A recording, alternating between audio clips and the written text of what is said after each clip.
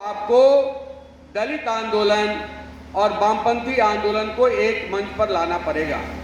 दोनों के बीच एक सेतु का काम करना पड़ेगा, एक बड़ी एकता का निर्माण करना होगा और उस सम्मेलन से उस दिशा में एक चार्टर घोषित हुआ और वहां से एक आंदोलन की घोषणा हुई कि पूरे देश में करोड़ों दलित गरीब मजदूरों का हम सिग्नेचर कैंपेन करेंगे, करोड़ों लोगों का सिग्नेचर इकट्ठा करेंगे और दिल्ली में 4 दिसंबर को इकट्ठा होकर के देश के हुक्मरानों के सामने हम उन बातों को रखेंगे, अपनी मांगों को मजबूती से रखेंगे। तो आपका ये जो प्रस्तावना रहा है, हरिकेश्वर जी ने जो प्रस्तावना रखा है, जो चार्टर पढ़ा गया है और साथियों ने जो बातें रखी हैं, आपकी तमाम बातों का मैं समर्थन करता हूं और उसको आगे बढ़ाने का, आपके हर कदम में साथ देने का अपनी ओर से, अपने संगठन की ओर से वादा करता हूं। साथियों, बहुत संकट का ये दौर है, भयानक संकट का ये दौर है। एक बात आप समझ लीजिए कि आज़ादी के आंदोलन के दरमियान और आज़ादी के बाद संघर्षों के जरिए संविधान हाथ में लेकर के जिन चीजों को आपने हासिल किया है, एक एक चीज को छीन करके देश के मनुवादियों के हाथ में, देश के कॉर्पोरेट घरानों के हाथों में ये मोदी सरकार देने जा रही है। आपके भूमि अधिकार पर हमला है, आरक्षण के अधिकार पर हमला है, मान सम्मान के अधिकार पर हमला है, शिक्षा के अधिकार पर हमला है, घर आवास के अधिकार पर हमला है, सब कुछ पर हमला है और सब कुछ पर ये कारपोरेट मनुवादी ताकतें अपनी जगह पर इकट्ठा करके हिंदुस्तान के पहिया को पीछे की ओर मोड़ना चाहते हैं। ये बड़ा संकट का दौर है और इसलिए मैं बाबा साहब अम्बेडकर को याद करता हूं।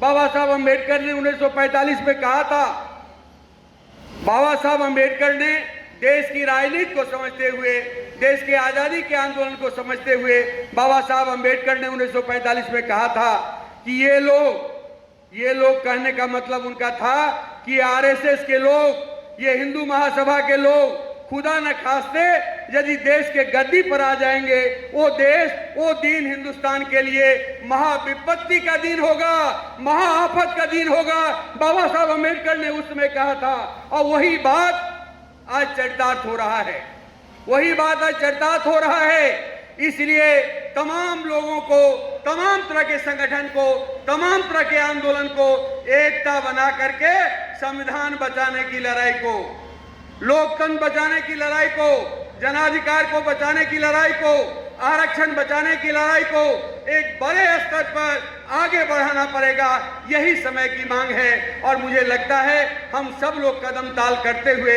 इस दिशा में आगे बढ़ेंगे। हम ये कहना चाहते हैं कि अडानी अंबानी के ये जो महल हैं, ये जो कोठी हैं, उससे मुल्क की औकात को नापने की जो कोशिश हो रही है, वो एक एक मजदूर पर हमला है। हिंदुस्तान में 23 करोड़ मनरेगा मजदूर है और मनरेगा मजदूरों में 23 करोड़ मनरेगा मजदूरों में 80% दलित या आदिवासी हैं। उन मजदूरों को उस राज्य की न्यूनतम मजदूरी नहीं दी जा रही है। पहले यह कानून था कि जिस राज्य की जो न्यूनतम मजदूरी होगी वही मजदूरी मनरेगा मजदूरों को मिलेगा, लेकिन बिहार में 228 रुपया मजदूरी दी जा रही है। यानी यहां बिहार की न्यूनतम मजदूरी करीब 400 रुपया है। एक मजदूर से एक दिन में 200 रुपया काट लिया जा रहा है, पेट काट करके अंबानी अडानी के तिजोरी को भरा जा रहा है। हजारों परिवार को बुलडोजर चला करके उजाड़ा जा रहा है, शिक्षा के अधिकार को छीना जा रहा है। ये जो एक बड़ा हमला है, इस बड़े हमले के खिलाफ सब लोगों को एकताबद्ध होकर के आगे के संघर्ष को तेज करना होगा। मुझे उम्मीद है कि हम सब लोग एक बड़ी एकता का निर्माण कर रहे हैं। गांव के दलित, गरीब, मजदूर से लेकर के शहर के जो बौद्धिक समाज के लोग हैं, दलित संगठन के लोग हैं, जो अपने अपने स्तर पर अभियान चला रहे हैं, हम सब लोग एक होंगे और 2024